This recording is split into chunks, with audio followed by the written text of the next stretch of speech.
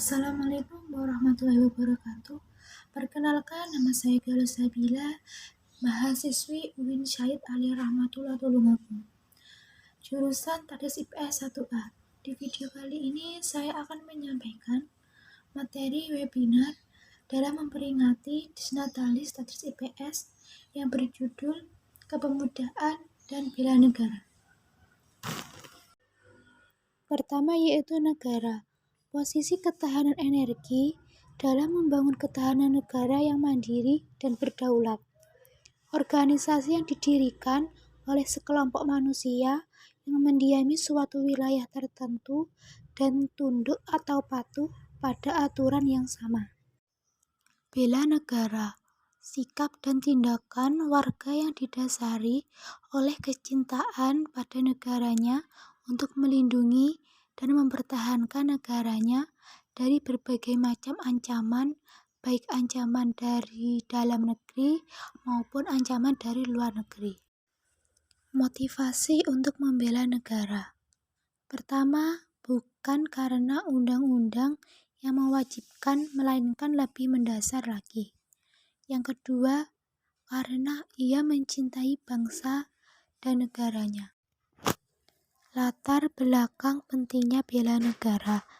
Bela negara diperlukan karena adanya ancaman, yaitu setiap usaha dan kegiatan baik dari dalam negeri maupun luar negeri yang dinilai membahayakan kedaulatan negara, keutuhan wilayah negara, dan keselamatan bangsa. Berbagai sumber ancaman dari dalam negeri. Yang pertama yaitu konflik antara KLP atau golongan. Yang kedua yaitu KLP separatis. Yang ketiga, pemaksaan kehendak atau kerusuhan. Yang keempat, korupsi. Yang kelima, memudarnya rasa nasionalisme. Yang keenam, kemiskinan dan pengangguran. Ancaman dari luar negeri. Yang pertama, invasi atau agresi militer.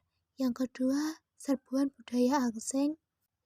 Yang ketiga, terorisme skala internasional. Yang keempat, jaringan narkoba skala internasional.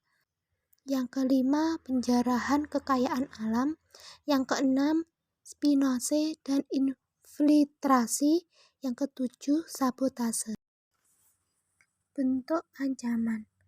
Ancaman militer. Ancaman yang menggunakan kekuatan bersenjata yang terorganisasi yang membahayakan kedaulatan negara, keutuhan wilayah negara, dan keselamatan segenap bangsa.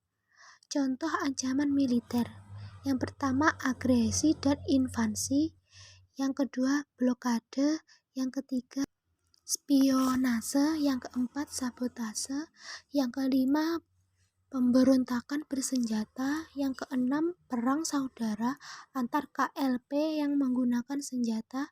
Yang ketujuh, aksi teror bersenjata oleh jaringan terorisme internasional. Peran TNI dalam menghadapi ancaman militer. Sistem pertahanan negara menempatkan Tentara Nasional Indonesia atau TNI sebagai komponen utama dengan didukung oleh komponen cadangan dan komponen pendukung. TNI melaksanakan operasi militer untuk perang. Pentingnya partisipasi masyarakat dalam bela negara. Yang pertama yaitu adanya ancaman. Yang kedua, sistem pertahanan kita adalah Sishankam merata. Dalam Sishankam merata, rakyat merupakan salah satu komponen pertahanan, yaitu sebagai komponen cadangan. Yang ketiga, globalisasi merupakan kenyataan yang tidak bisa ditolak, yaitu merupakan ancaman non-militer sehingga memerlukan keterlibatan masyarakat secara sungguh-sungguh. Bentuk-bentuk usaha pembelaan negara. Pasal 9 ayat 2 UU nomor 3 tahun 2002 tentang pertahanan negara, keikutsertaan warga negara dalam upaya bela negara dapat dilakukan melalui 1. Pendidikan kewarganegaraan, 2. Pelatihan dasar militer, 3. Pengabdian sebagai prajurit TNI, 4. Pengabdian sesuai dengan profesi masing-masing. Tujuan negara. Yang pertama, melindungi segenap bangsa Indonesia dan seluruh tumpah darah Indonesia. Yang kedua, memajukan kesejahteraan umum. Ketiga, mencerdaskan kehidupan bangsa. Keempat, ikut melaksanakan ketertiban dunia.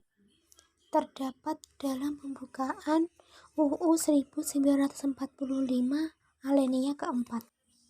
Fungsi negara. 1. Melaksanakan penertiban dalam masyarakat. Kedua, melaksanakan pertahanan dan keamanan. Yang ketiga, mengusahakan kesejahteraan dan kemakmuran rakyatnya. Yang keempat, menegakkan keadilan. Sifat negara. Pertama, sifat memaksa, yaitu hal ini berarti bahwa negara mempunyai kekuasaan untuk menggunakan kekerasan fisik secara legal atau sah untuk memaksa warga negaranya agar peraturan perundang-undangan ditaati sehingga ketertiban dalam masyarakat tercapai. Yang kedua, sifat monopoli, yaitu negara memiliki sifat monopoli dalam menetapkan tujuan bersama dalam masyarakat sehingga kegiatan yang menyangkut hak hidup orang banyak dimonopoli oleh negara. Yang ketiga, sikap mencakup semua, yaitu semua peraturan perundang-undangan berlaku bagi semua orang tanpa kecuali. Sekian dari saya. Jika ada kurang lebihnya, saya mohon maaf. Wassalamualaikum warahmatullahi wabarakatuh.